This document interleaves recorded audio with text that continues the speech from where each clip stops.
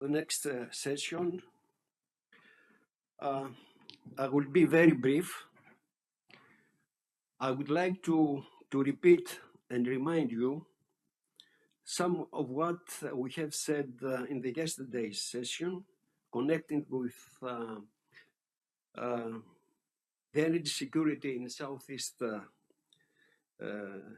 Europe region, because I think it has a direct relation with the session's issue that we have today, the oil and gas exploration.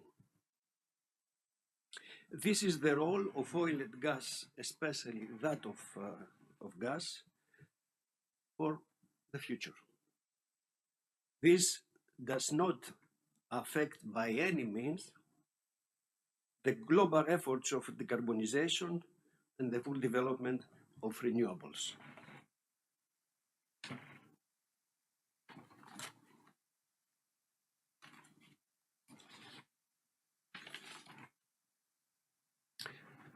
There are three key explanations for that.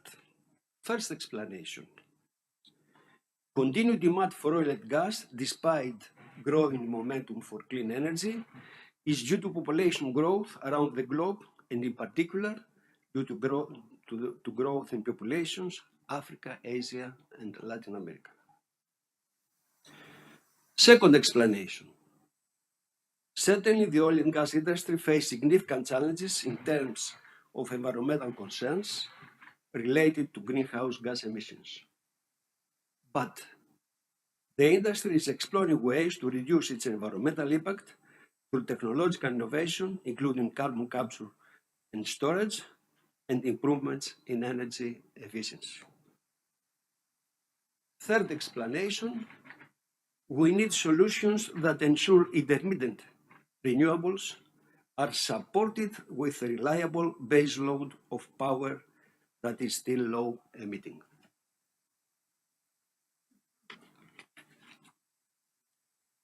Today, the oil and gas industry is a critical component of the global energy mix, accounting for approximately 60% of the world's energy consumption. This is what we have mentioned yesterday. Analyzing the market trends, we understand that large companies, the non-governmental ones, do not see an end to oil and gas demand anytime in the near future. To this end, both Chevron and ExxonMobil are proceeding to acquire oil and gas companies, paying tens of billions of dollars. According to the ExxonMobil's global outlook, it was yesterday a question about that, oil and natural gas are still projected to meet more than half, around 54% of the world's energy needs in 2050. Especially natural gas use is projected to increase by more than 20% by 2050, given its utility as a reliable and lower emission source of fuel for electricity generation, hydrogen production, and heating for both industrial processes and buildings. Now, taking all the above into account, we certainly need to move steadily and decisively towards clean energy. But to accommodate energy needs and climate goals, we'll need all forms of energy, more renewables, natural gas and oil, alongside more carbon capture, more energy efficiency, and more innovation. For these reasons, the chapter of oil and gas exploration remains open. And this is what I think we are going to be discussed with our panelists in this session. So having said that, I would like to proceed further and to give the floor to our first speaker, Dr. Amit Mor. Amit, the floor is yours.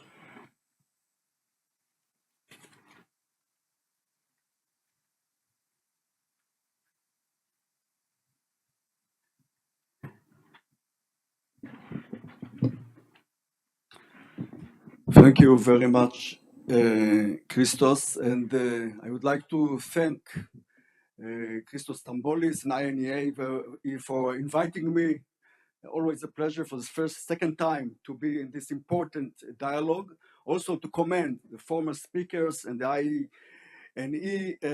Costis and John, and to Costis for the upcoming report of the review of the East Med gas options, which seems to be very important and promising. With that, I would like to make a short presentation about the current situation and prospect for future development in our region of the Middle East. And here in Israel, and coming from Israel, we are at war. In the past 8.5 months, this war began 7th of October by attack in two fronts, by Hezbollah in the north, the day before by Hamas from Gaza, as you all know. So in that context, I also discuss the oil and gas exploration and prospects for development. So what the lessons that we have learned, what the options for energy security for Israel, and the lessons learned for other countries in the region, and to, in fact, any country in general. So I showed you this slide last year, but what we have here, not our latest, but an electricity demand forecast for Israel until 2050. And in this respect, you can see that it's a very unique country, that if 10 years ago, 80% of the electricity was supplied by coal, 20% by oil, heavy fuel oil and diesel, coal in black, natural gas in green, and renewable energies penetrating. And in our region, in Israel, it's almost all about solar energy. Very little options or potential of wind, no hydro, no geothermal, kinetic energy in the future, and so on and so forth. So solar energy and gas. And the shift to gas and phasing out coal, the fastest in the world, from 80%, last year it was 17%, 2024 we are going to be about 50% coal, phasing out totally by the end of this decade. Natural gas will increase from 70% of fuel for power generation to 80%, and with renewables increasing, as correctly presented by Costis, the government objective is 30% renewables by 2030. I believe we will reach from 12% last year, possibly increasing to 22, 23%. But what is important, and you view it here, is a long-term trend. So 30% will reach not in 2030, it will be 2033, 34. As an energy strategist, what is important is a trend. We'll get you to 40%, possibly 50% or more by 2050. So a country which is basing on two fuels, solar energy, renewables, and natural gas in the long run. There is no precedent to other countries in the world in this respect. 10, 20, 30, 40, 50% or more solar energy. So major challenges. But look at this forecast. What are the major objectives of the energy planner in general? Two major objectives in my mind that we're approaching in Israel all around the world. First is securing energy supply, but while zeroing global warming gases by 2050. How comes? Look at this forecast, about 40-50% natural gas in 2050, because we are great believers in what was discussed or mentioned here, and we'll further discuss later on, carbon capture, utilization, and storage. And we are working in Israel with several, because not the carbon capture, of course, and storage in depleted oil and gas field in the underground aquifers, but especially the utilization of carbon dioxide. Many startups in Israel in this respect, and all around the world, hundreds of startups, production of cement, production of minerals, and various other products and fuels from the carbon dioxide. So once you have that in mind, technologies that already exist and will be developed, we can envision a world in which natural gas is not a transit fuel, and you know what, also coal, but will be with us deep into the 22nd century. Because the scope is net zero, not total halt of carbon emissions. Net zero, that's what we would like to achieve. And renewable energy and energy efficiency and shift to electric transportation and carbon capture, utilization, and storage, these are all means to achieve those objectives. Having that in mind, therefore, additional discoveries and exploration of natural gas in the region in general in the world is critical. In this respect, last year, the government of Israel awarded 2 licenses, the fourth round of offshore bid round. One is zone,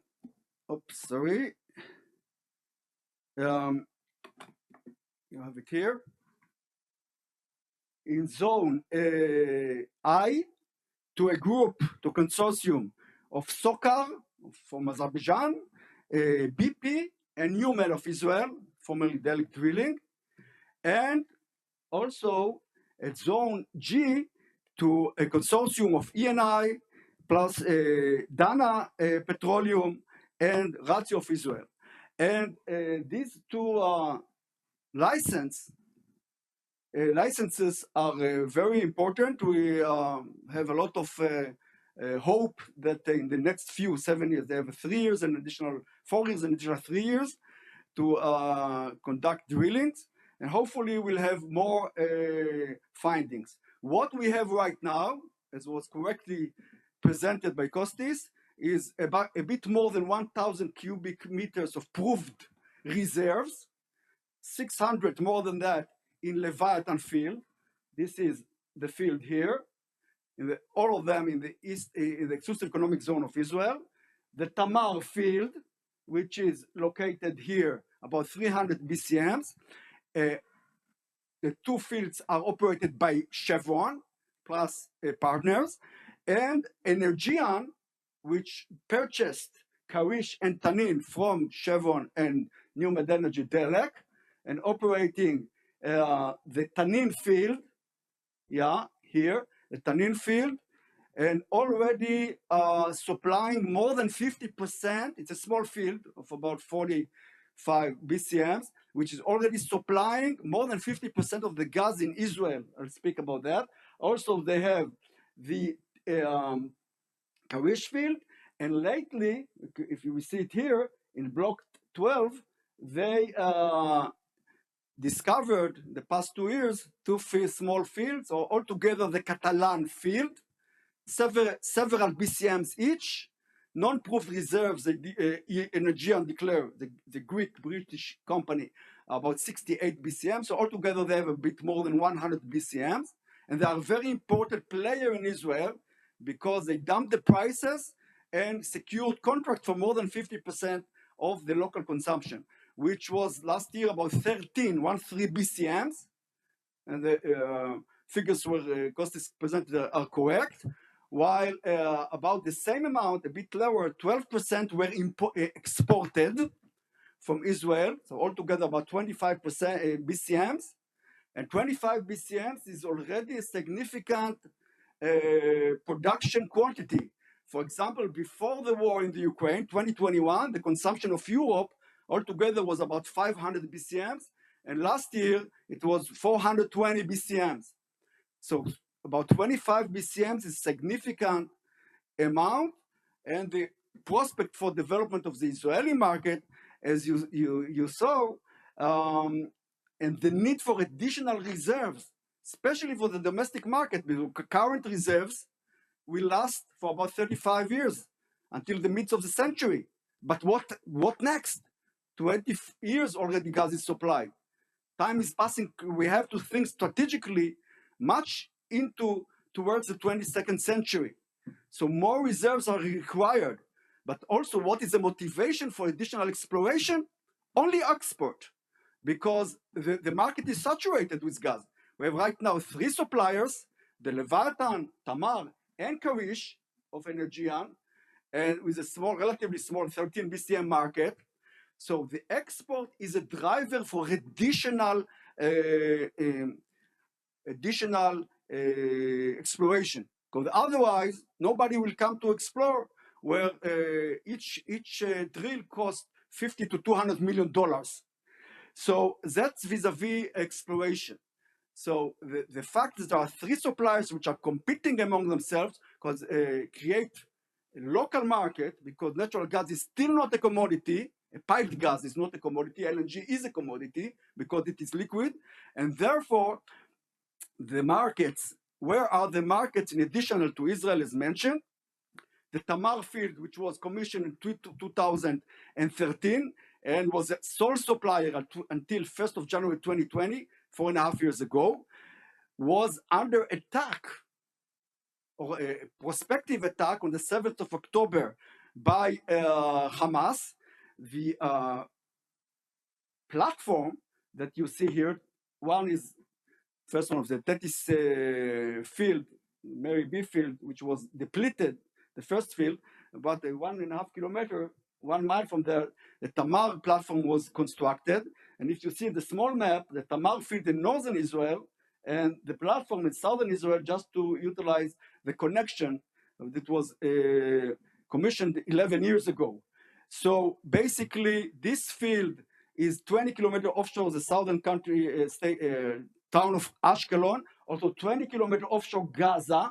And just to protect this platform, which is treating the gas, the government of Israel ordered Chevron to stop production of the Tamar field on the 7th of October, just to avoid it from being hurt from Hamas missiles, because although Israel has an Iron Dome and a marine Iron Dome and other measures to protect, the protection is not fully. And if a platform is being attacked while operating and processing gas, it might be cause a major explosion. Once it is hit by a missile while not hitting gas, might be a great damage, but not as large as while it is processing gas. So this is a great lesson. So what happened that month, 5 weeks, it did not operate. Until November, they got a license to operate. So there was no shortage of gas in Israel, because Tamar still supplies about 40% of the gas in Israel. But because Leviathan covered up for the gas that Tamar supplied to the market. But who suffered? Egypt, because most of the gas of Tamar, which produces about 11, close to 12 BCM per year, is exported to Egypt in 2 pipelines. One pipeline is the EMG pipeline from Ashkelon to El Arish in Sinai, which stopped to operate during those 5 weeks. So about 1 BCM that period was lacking from the Egyptian market, as discussed and mentioned earlier, is suffering a major shortage of gas in the past several months. And indeed, last year stopped exporting LNG because of the growing domestic demand and the decreasing domestic production with major technical problems as the Zohr field and so on and so forth. So the call for Israeli gas is huge. And in the past several months, Israel is exporting, especially from Leviathan, also from Tamar, about 1 BCM, about 1 billion cubic feet per day, which equals about 10 BCM per year to Egypt for the domestic market. In the past, some of that was exported via LNG, but not any longer. Secondly,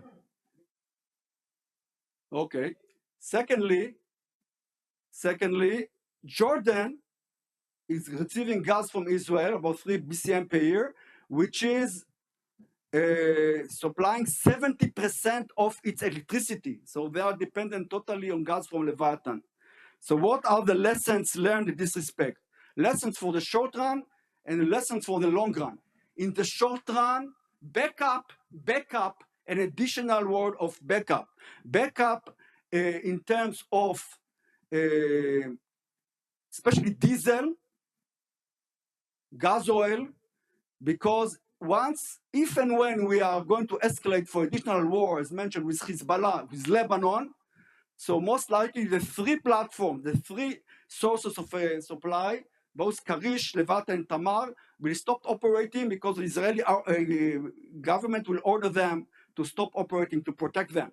So then you need a backup to the power station. The backup is diesel. So strategic reserves of diesel, increasing those reserves, which is happening.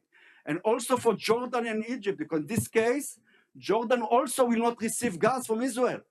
And they will sit in the dark. Israel most likely not, because they have backup gas, diesel. And Jordan, Egypt also will suffer from that significantly. So backup fuels in Egypt and Jordan as well, and in Israel. Secondly, backup of coal. Still we have a coal as backup, and it is important. And thirdly, in the longer run, but also beginning right now, electricity storage, mega lithium-ion batteries, and also for the short run, there are tens of thousands of households which are purchasing small lithium-ion batteries. They are costly. They are costing between $5,000 to $10,000 plus a panel, solar panel. So you have a backup even in the household, not on a national level, and this is distributed energy. A solar panel plus a lithium-ion battery, you have a backup to your home. And this is an excellent solution, which is happening very quickly because of the war. Also, as very widely used in the world, in Europe, United States, Russia, Japan also, onshore strategic reserves of natural gas storage is a must in Israel and in the countries of the region. In this respect, so you have a backup of gas onshore if the offshore fields are not in operation, also for commercial reasons. And also fasten in the longer run the deployment of renewable energy. I bought some frontier developments in Israel and all the world. These are agrivoltaic. We have millions of square meters of agricultural land. This is offshore PV. We have already tens of projects of offshore PV, not only covering ponds and pools and so on, also happening, hundreds of them in Israel are covered, as you can see here. And additional building PV is starting and so on and so forth. We're talking on road PVs and so on in Israel, in the world. This is in intermediate and the longer run. So if we needed another reason for promoting renewables, you have the energy security reasons for that. And of course, wind, that's picture I took in the Golan Heights. Also, once you have prospects of wind, go for that when you can. And lastly, as mentioned, the Euro-Asia pipeline, Euro-Asian electricity grid is also important. It will take several years to do that, but this is very, very important in the long run for enhancing energy security for both Crete, Cyprus, and Israel. And I don't show here the EastMed gas pipeline because, as mentioned, although my friends at IGI Poseidon, they are doing their best to promote this project, I think it's still a pipe dream in its vision because there are not so much gas to enable extension of more export to Egypt and to Jordan, and also Chevron, their partners are considering possibly floating LNG. So there are not more gas devoted for export as long as more reserves are discovered, and that's the importance of additional exploration to enhance energy security as discussed in the long run. So to sum up, natural gas, energy storage, renewable energy, to enhance energy and environmental security, to achieve both goals, primary goals of the energy planner, which are providing energy security while zeroing global warming gases by 2050. Thank you.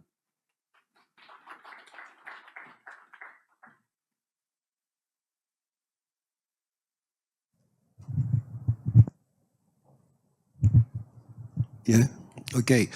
Amit, we thank you very much. We thank you for the very comprehensive presentation. You have put on the table a lot of data, information for this very curious and turbulent area.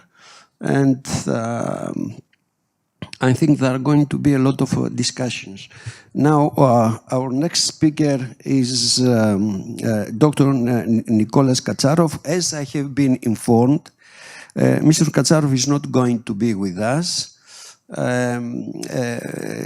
Katsarov is CEO of Energean International, and as according to our information, there are some reorganization in Energean, and that's why Mr. Katsarov is not going to be with us. So I think that Mr. Grigoriou is with us as our next speaker.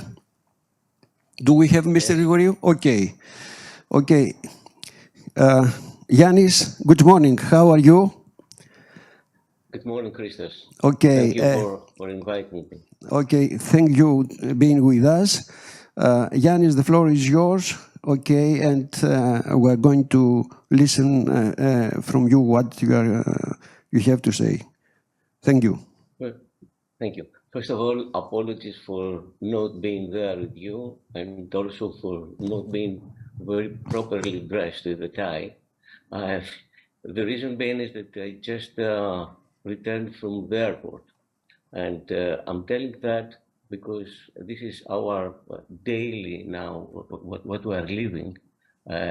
My son and with his wife and his small 6 months baby daughter, they left today to work outside Greece, actually in Saudi Arabia.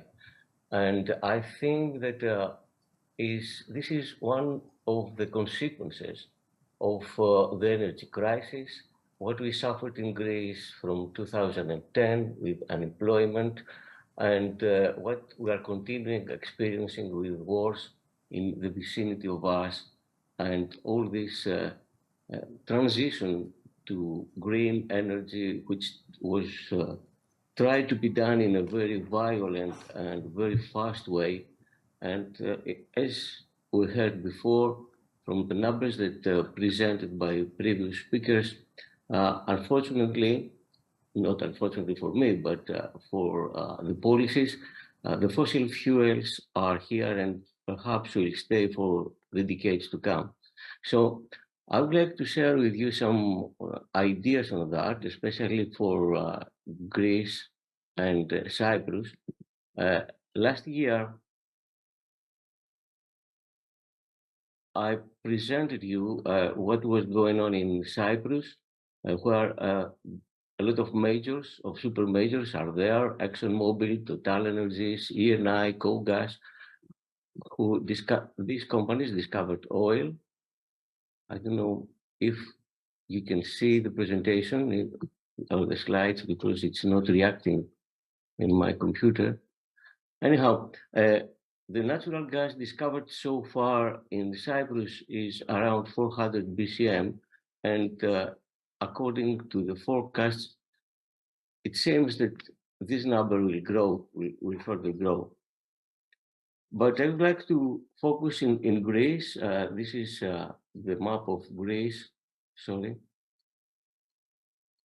with the most promising areas to burn hydrocarbons, especially natural gas. And there are huge underexplored offshore areas, especially around Crete and South Aegean and Southeast Mediterranean. What is positive here is that all the studies, the last 10 years, at least the last 10 years, are absolutely positive for existence of natural gas and hydrocarbons in Greece in two areas. The one is northern of the Anatolia Fault in North Aegean around Prinos, and the other is the whole western part of the country going down to Crete up to Castellorizo.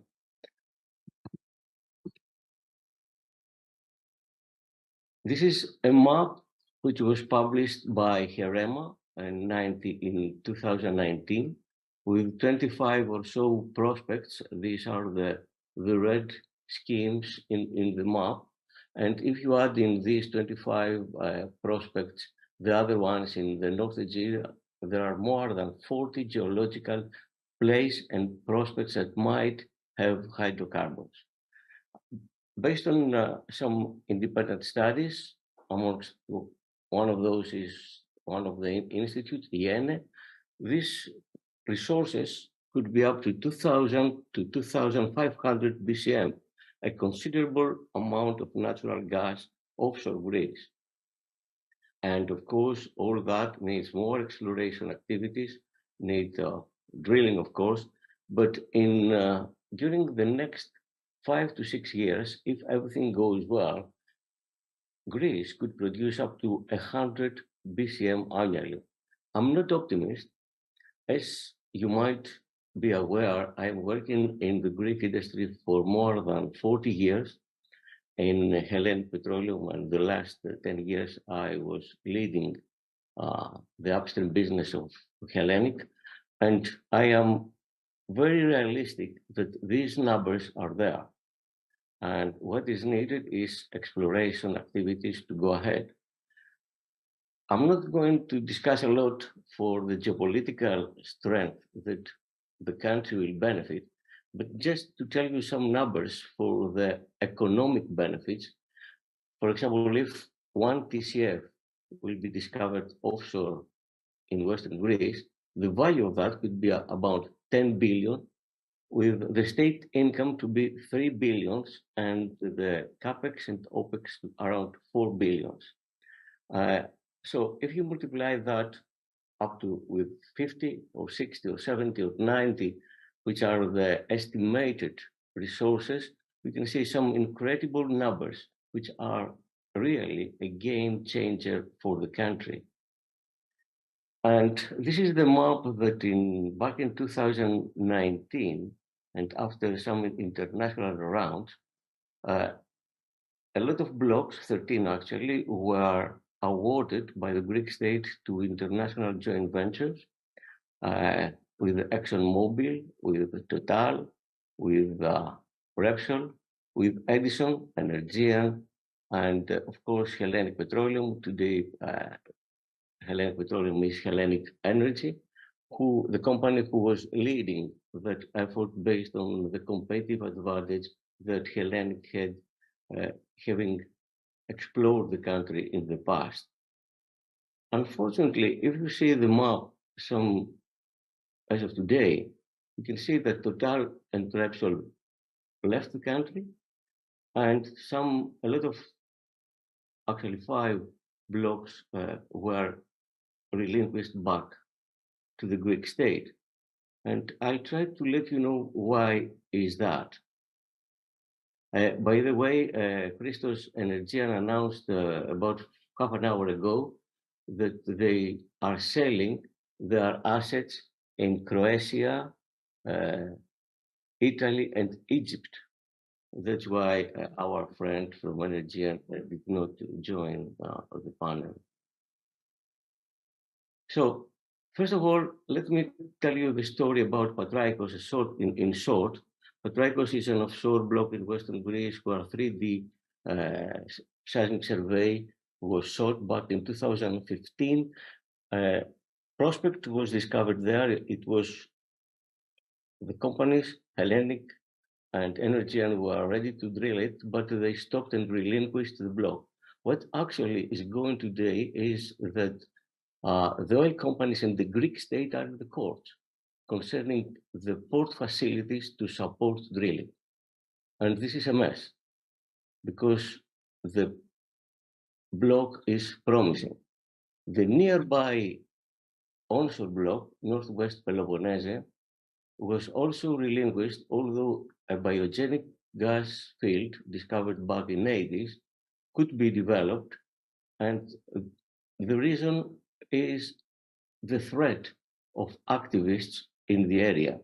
And you can see that this also happens for Ioannin area, where Repsol and Energean in the past, recently, 3 years ago, spent more than $50 million acquiring seismic, and Energean now is ready to drill, submitted the environmental studies, and activists are against and are going to the courts to stop drilling.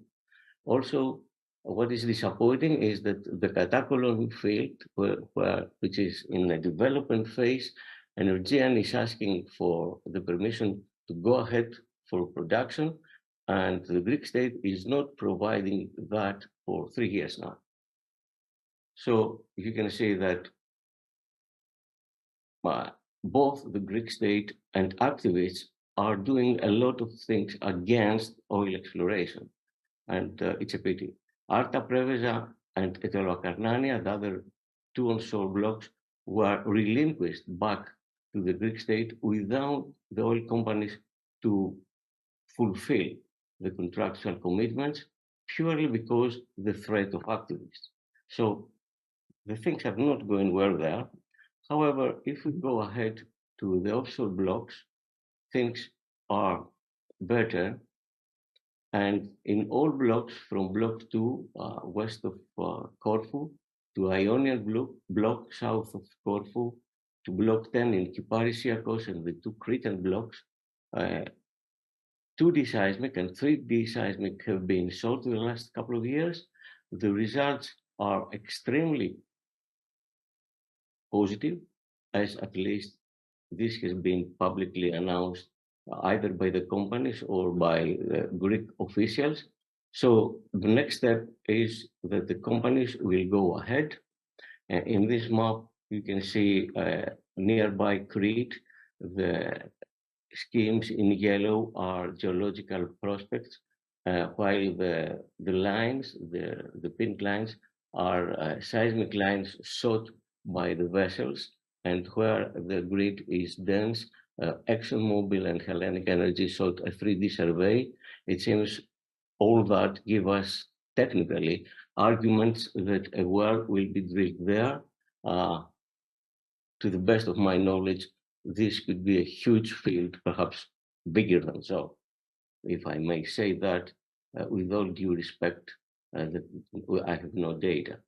However, the main issue is that the Greek government sends contradicting messages to the market, and while the Prime Minister encouraged oil companies to proceed exploration, that was back in 2022, just after the war and the invasion of Russia to Ukraine and the crisis there.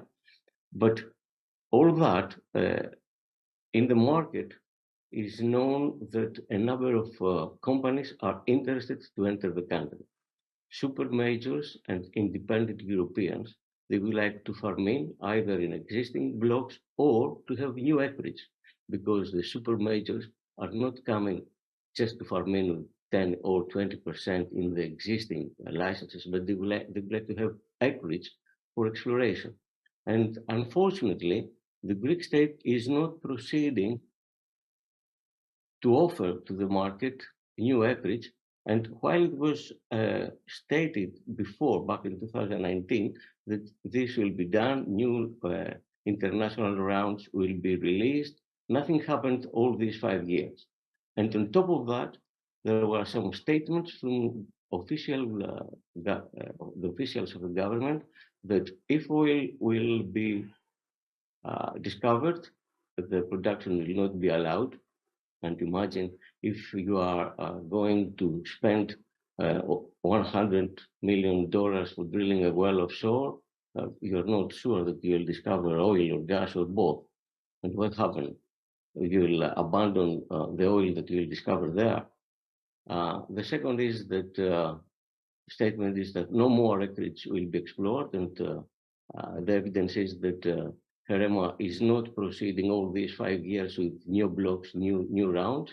And recently, just some months ago, the government announced offshore natural parks where are licensed areas like Block 10. And this makes the market to have a lot of questions for the consistency and continuation of the energy policy of the government concerning future fossil fuels. Finally, and I'm not going to discuss that in detail. John, can you hear me? We need Yes. somehow to finish, okay? Yes, Okay. I'm finishing in a minute. Please, sorry for that. This is a map with Greece's exclusive economic zone. with a licensed block in Greece and Cyprus, and we experienced the last years that Turkey has awarded blocks which are trespassing these zones. So all in all, Greece could contribute with around 2,000 to 2,500 BCM, Cyprus another 400 for the benefit of European citizens. And what is my last call is that for stability, peace, and prosperity in the area, the countries around should comply and respect the international laws, recognize the borders and zones, exclusive economic zones of each country, and honor the existing decisions of the United Nations. Sorry for being late. Many thanks for your attendance.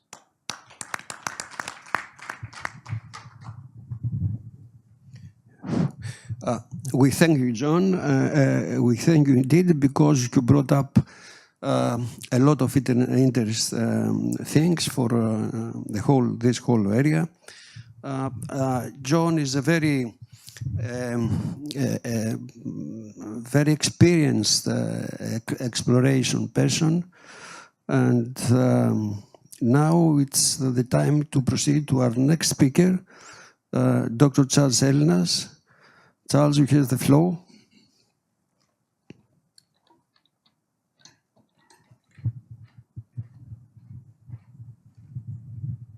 Thank you very much for the invitation, Kostis, and I've enjoyed the conference so much. I hope I can add a bit more, but I'm afraid there is going to be a bit of overlap between my presentation and others.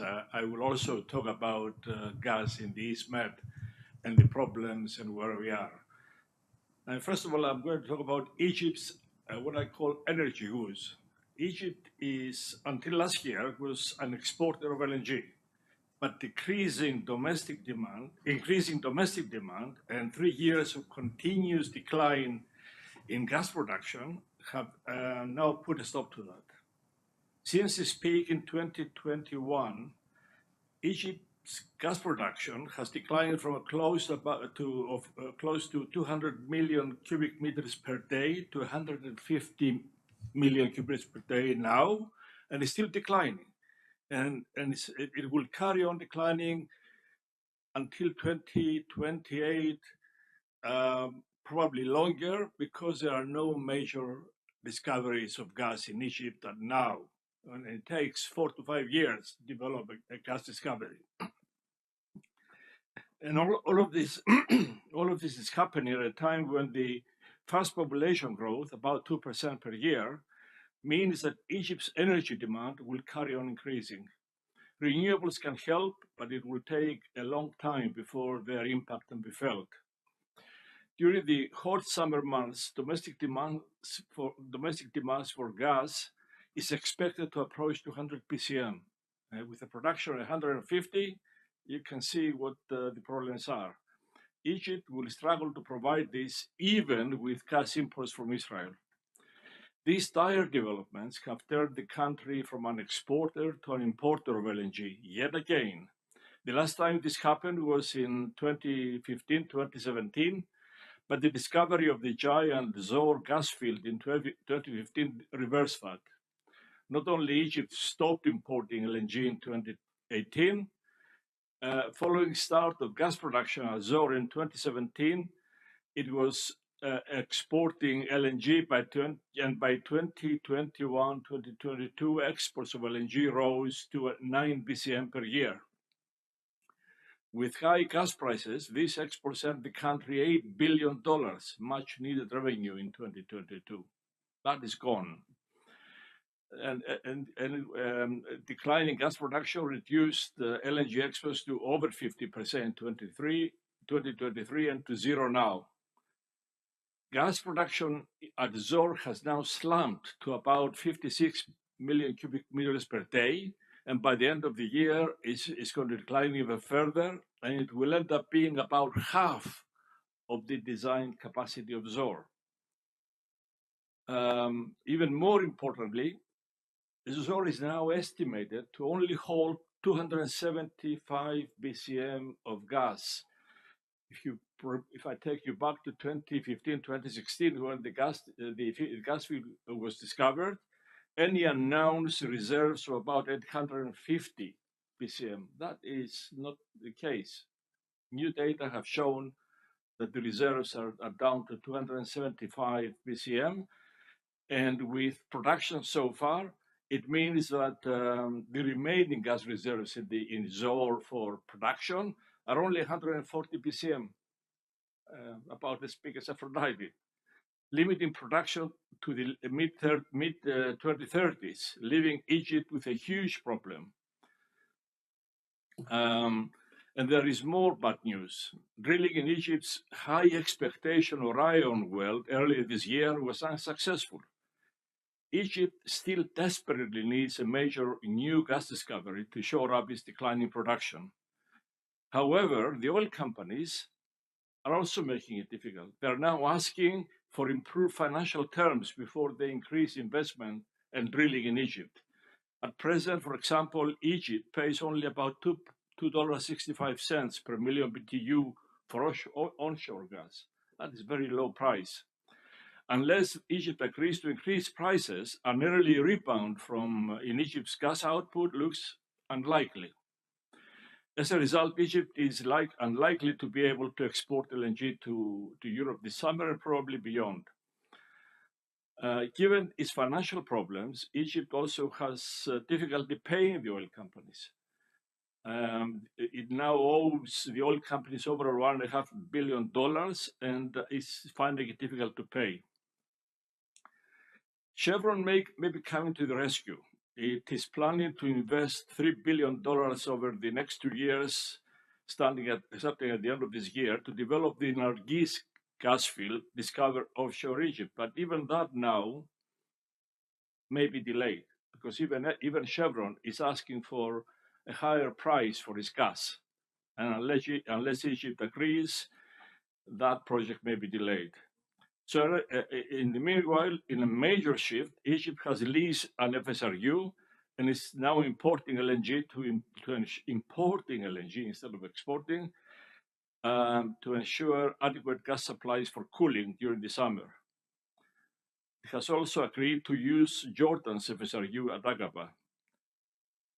In addition, steps recently taken by the government could potentially ramp up gas field discoveries and production, but that will take time. It won't happen over the next 3 to 4 years. At the end of June, there was a clear indication of just how reliant Egypt has become on imports of gas from Israel.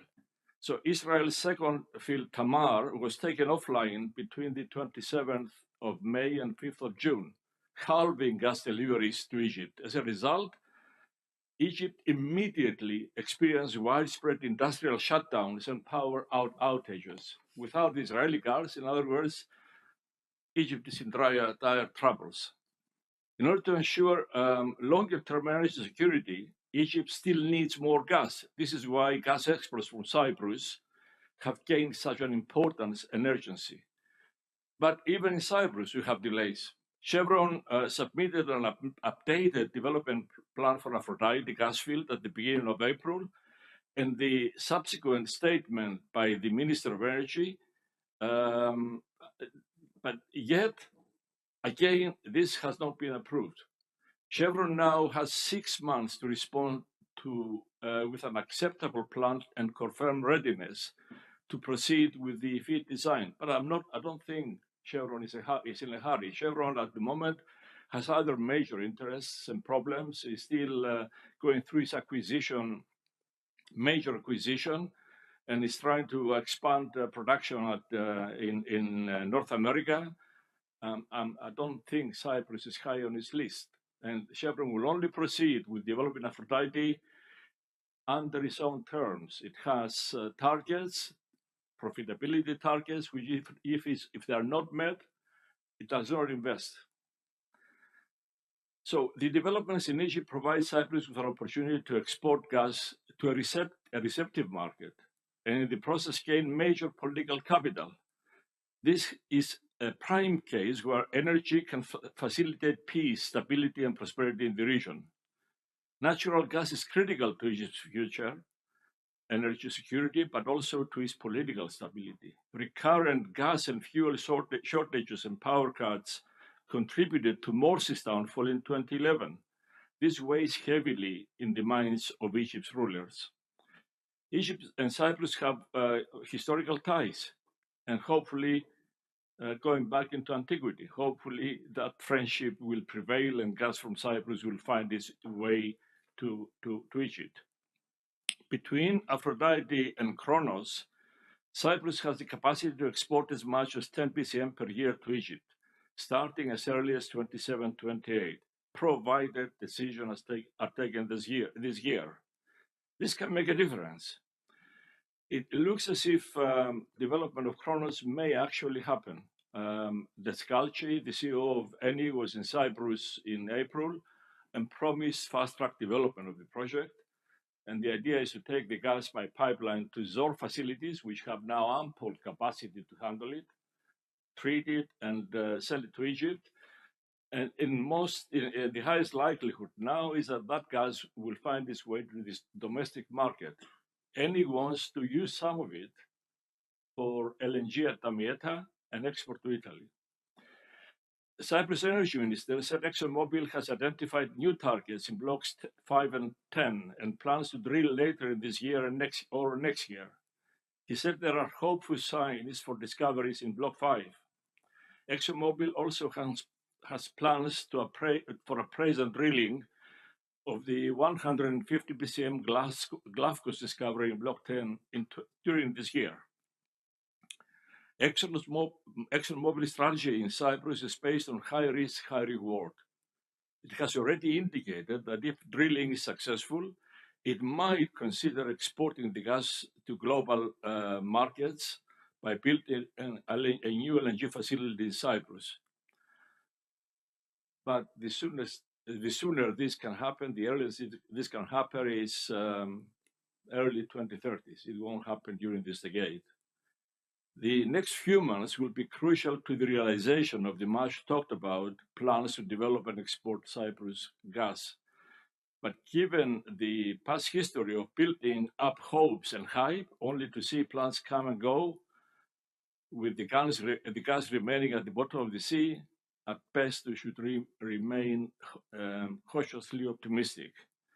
And as a fly in the ointment, just recently, Turkey announced intention to return back to the Med and carry on with exploration, applying more pressure on Cyprus. It remains to be seen what that means, but pressure will increase. Given Egypt's gas needs and lack of any new major gas discoveries in the region itself, the Med, is not in a position to export gas to Europe, let alone maintain present LNG exports from Egypt.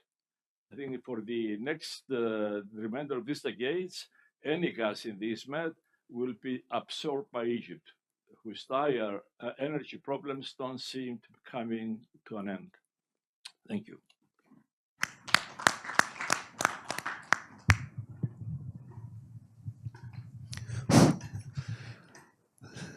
Thank you, Charles. Thank you for the well-placed analysis. You have given to us a broad picture of what's going on in Cyprus, particularly in the whole region. And now let's go to our next speaker. Our next speaker is Dr. Efthymios Tartaras from HEREMA. Do we have Mr. Tartaras? Okay, we have. Head of Geoscience Management Consultant, Hellenic Hydrocarbon Energy Resource Management Company. Dr. Tartaras, the floor is yours. Thank you very much. Good morning to everyone. Apologies for not being there, actually in my hometown, Thessaloniki, but I have other commitments here. Can you see my screen? I have shared my presentation. Yes, everything is okay. Okay, go ahead. Perfect. Thank you. Perfect. Thank you very much. So I would like to discuss a little bit, to give you an update of the situation in Greece in terms of hydrocarbon exploration and all the positive side effects that we think it would have, especially in the offshore and maritime sector. So before I start, a very quick update about HEREMA, or the EEP in Greece. As you know, the company is responsible for representing the Greek state, its rights in hydrocarbon exploration and production. And also from 2017, it's also the Offshore Safety Authority, at least temporarily, until we have a larger number of offshore hydrocarbon installations. From 2022, the company has also expanded in other sectors in the effort to basically help Greece's energy transition, while also ensuring its energy security goals. And these sectors are CCS, basically the CO2 storage underground, but also potentially in the future the storage of other gases and liquids, for example, hydrogen and so forth. And the other big sector is the design and development of the organized areas for development of offshore wind farms, which is another big opportunity of Greece in the energy sector.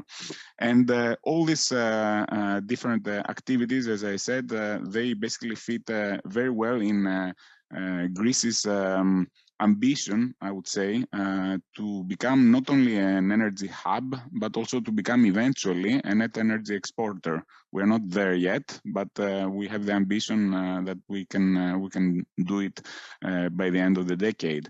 So what we see here is basically a vision, let's say, of this ambition, showing at the bottom right-hand corner the position, very strategic, advantageous position of Greece at the crossroads of three continents, and where basically we have the energy rich East Med region, but I would also say energy hungry region, especially Egypt, and of course Europe, which is developed and has very large energy needs.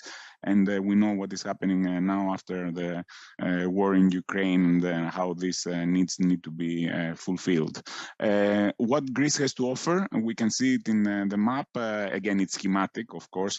We have an opportunity for hydrocarbon discoveries, especially natural gas in the offshore, mainly in the offshore area in Western Greece, for example, Crete, Ionian, and so forth. And we also have a large wind potential in the Aegean Sea, one of the best in the Mediterranean, along maybe with the Gulf of Lion in France. And we have a lot of other advantages in Greece because we have very strong infrastructures and local supply chain. So we have the FSRU unit in Alexandroupoli and others that are being designed. We have potentially underground gas storage in South Kavala. We have the CCS facility that is being now planned and developed in Prinos. And we have a lot of local companies that we have shipyards, very strong shipping industry in general. We have very good cable manufacturers, we have steel manufacturers, and so forth. So we have a lot of opportunities to actually become this net energy exporter in the future. So after this general picture, I will give you a short update of what's happening in some of the blocks in Greece, mainly the offshore blocks where we have the larger activity. And then I want to go specifically in the offshore sector and show you a little bit what this would mean for the maritime industry. So I will start geographically from the north. So block 2, it's a block operated by Energean, which has 75% stake, and by Hellenic Energy has the remaining 25%. This block is in the first exploration phase, which expires in March of 2025. The block is next to the border of the EEZ with Italy. Part of there's a large drill-ready, I would say, prospect, the Brizola prospect, which is straddling the border, the Greek-Italian EEZ border, with the majority being on the Greek side. Currently, the operator is looking at how to mature a supply base, and we're waiting towards the end of the year, hopefully the drill decision in this block. The block has, of course, 3D seismic data that were acquired at the end of 2022 and have been processed with depth migration and so forth. Moving slightly to the south, we have the Ionian block, which is 100% owned and operated by Hellenic Energy. This block has actually entered the second exploration phase, which expires in the summer of 2026. The operator has recently finished the depth migration of the 3D data that were acquired at the end of 2022, and will start now the interpretation of this very rich data set, hoping to mature specific drill targets. Moving further south at the Central Ionian Sea, we have the Block 10, close to the Kyparissia Gulf, also operated and 100% owned by Hellenic Energy. Similar story with the Ionian block here. We had the 3D seismic acquisition that finished in the beginning of 2023. And also the data is being processed to depth migration, and now we have the very important part of the interpretation of this data set, integration with previous data sets and interpretations, geological interpretations in the area, before hopefully reaching also here a drill decision. Again, the block is in the second exploration phase and expires in 2026. And finally, we have the two Crete blocks. I have lumped them, let's say, in one slide, since they are both, they have the same joint ventures, basically. They are both operated by ExxonMobil with 70% stake, and Hellenic Energy is the other partner with a 30% stake. These blocks are actually in their first exploration phase, which expires in October this year. So we are waiting soon for basically the decision for the following phase. We have had the 2D seismic data that were acquired in these blocks in 2023, a very large, actually, data set of more than 12,000 kilometers in total, which is almost double the combined 6,500 kilometers that we needed in these two blocks. And recently, actually, ExxonMobil acquired also a small 3D survey in the southwest Crete block, which is mostly for geohazard identification. And they have also conducted the shallow geochemical exploration study and the environmental baseline survey. So things are moving along very well in these two blocks, and hoping also soon, maybe by the end of the year, to reach a drill decision in these blocks.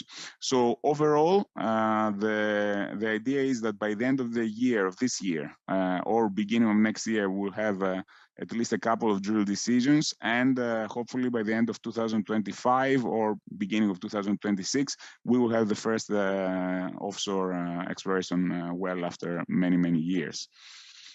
So having said that, and having finally in sight, let's say, this potential drilling, I would like to share a different view that relates basically to the benefits of that this could have for Greece in other sectors, especially the maritime and the shipping industry. So what it would mean, for example, if we had this drillings, offshore drillings, and here I show just, again, it's completely indicatively some potential locations in Crete, Central Ionian, Northern Ionian Sea, and so forth, and how this could be supported by potential supply ports, supply bases in some ports. It could be in Crete, it could be in Patras, it could be in Igoumenitsa. It's not decided yet. This would require a lot of support from various vessels, of course, specialized seismic vessels, obviously, and drilling ships. I think that's obvious. But what is very, very important is that we need a lot of supply vessels during that time, and also anchor handling tug supply vessels. And we're talking about significant activity here because during the exploration and appraisal drilling, we would have 1 to 3 wells per target, which would last 1 to 3 months per well during 2 to 3 years, let's say.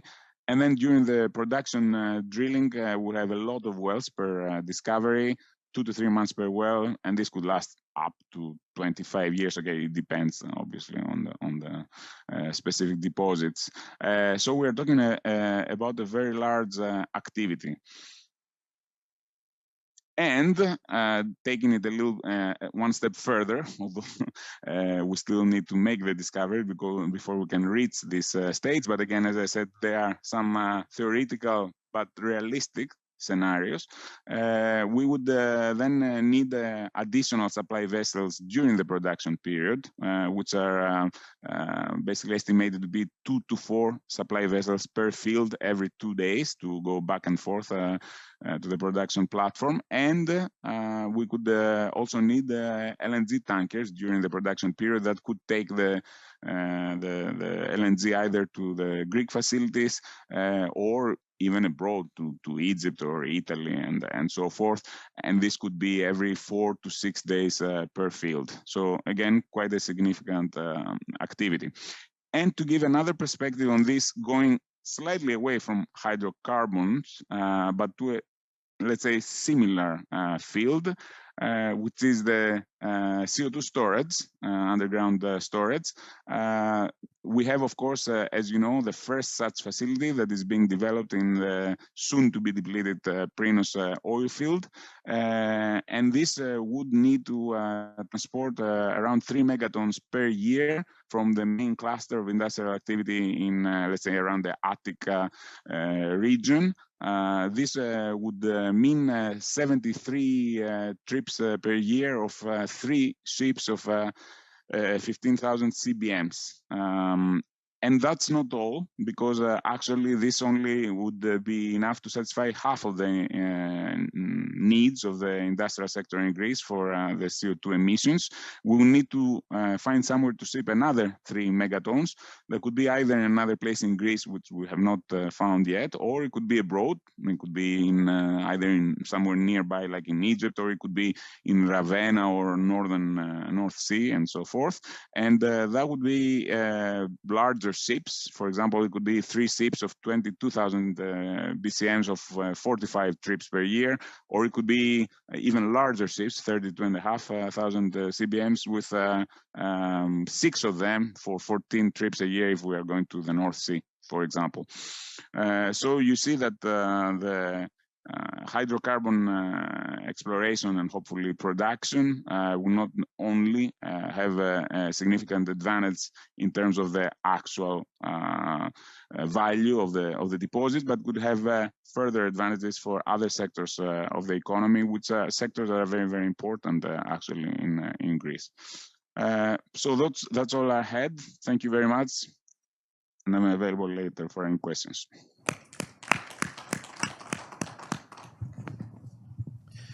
Thank you, Dr. Tartaras. Thank you. Indeed, you have given a broad picture of what is going on in Greece about exploration.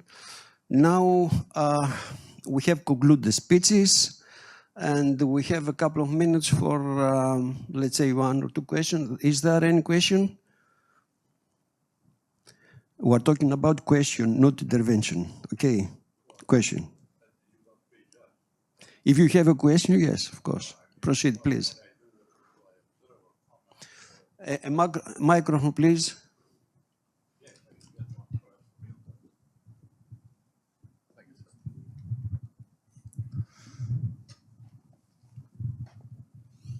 Thank you, sir. If you will allow me just a general comment, I think they're as impressive as the speeches are. I would think that a little bit of debate and discussion would be useful. A couple of more minutes with all the people in here. Generally speaking, I wanted to commend the speakers, especially Mr. Amit Moore and Mr. Roberts in the previous session.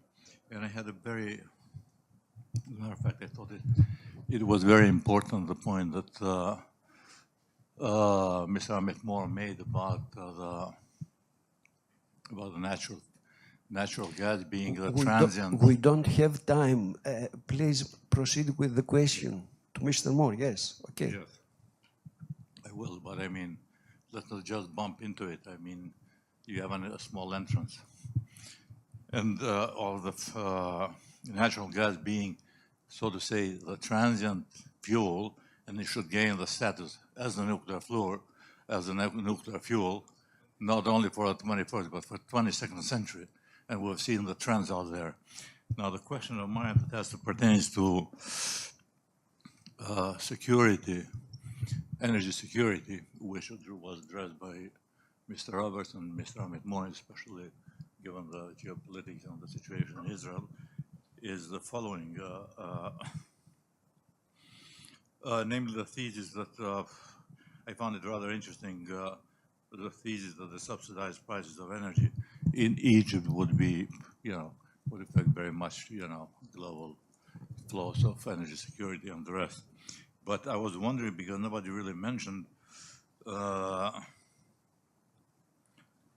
what would you hold, Mr. Moore? And the question would perhaps be addressed to Mr. Roberts as well, if possible. You can meet John Roberts No, certainly. in Certainly. the Brigham to discuss I'm about aware that. of Yes. that, Mr. So, Dimitras. So the question would be any comment regarding energy security, considering the Nord Stream having been blown up by whoever has done it, the Turk Stream being basically closely monitored with a possibility of an attempt on it as well, and as well, especially perhaps the bombing and the targeting of the Stria gas natural facility in Ukraine, in the Lvov, which basically Amit, you provides understand? the Okay. entire of Europe. Okay. Thank you. Thank you for the comment and question. No doubt that natural gas supply or pipeline supply is under, there are many benefits of that, but there are many risks.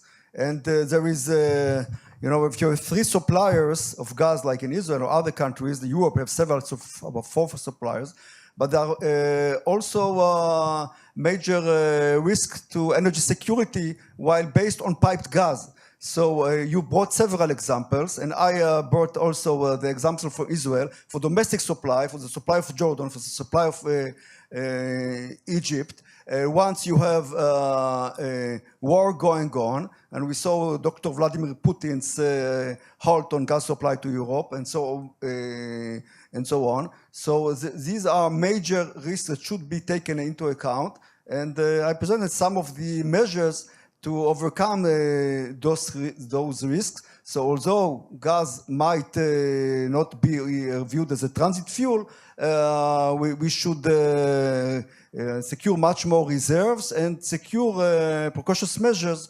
to have energy in case gas is not supplied. Thank you, sir. Okay, and a last question for Charles. Charles, since you are going to be in Brussels now, I would like to ask you, after the election results, are you more optimistic that Brussels are going to follow a less aggressive energy transition or not? We have a lot of experience now. How do you think? That's certainly the subject of my...